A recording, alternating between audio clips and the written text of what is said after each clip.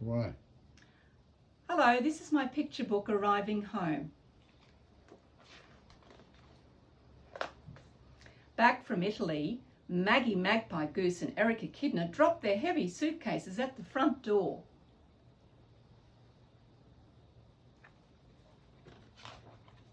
Oh dear, said Maggie, I've left my travel journal behind. It contains all of my memories.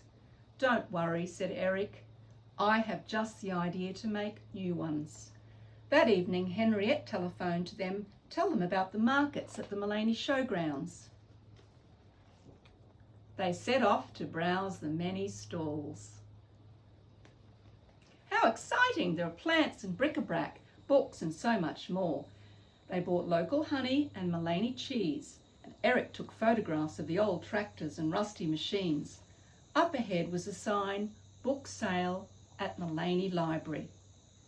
There were books on art, books on gardening, and books on Eric's favourite topic, the brain. Not another brain book, said Maggie. Always good for memory making, said Eric.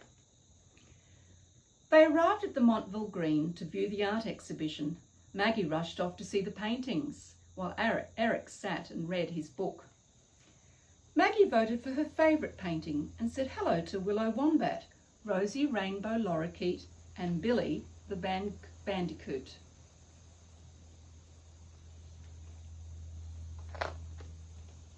Pancakes for lunch in the hall, the sign said. Maggie and Eric joined with friends Archie the antechinus and his mates. They gobbled down the pancakes with banana and maple syrup. Delicious. Eric grizzled. There were no ants on his pancakes. The next stop was at the barn on Flaxton to have a look at the chook ornaments. So much to see. We really have enough souvenirs, but perhaps we can find a special one, said Eric.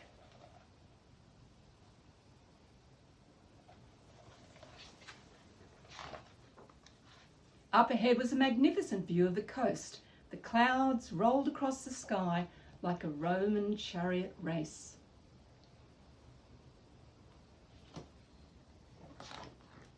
At last they were in Mapleton and saw a family of wood ducks crossing the road. Watch out for the smallest one, said Maggie. That last one can't walk properly, said Eric.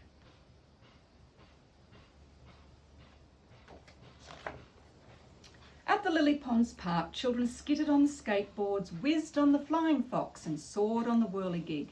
Ducks dabbled in the shallows. Sunlight shimmered on the ripples. More good memories, said Eric. Write them down. They are all very different from the fountains in Florence and the pigeons in Siena. Arriving back home, they heard the black cockatoos screeching in the trees and the scent of lavender lingered in the air.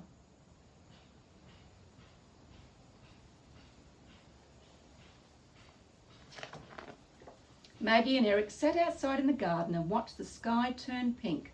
All our memories are tucked up here, said Eric. Remember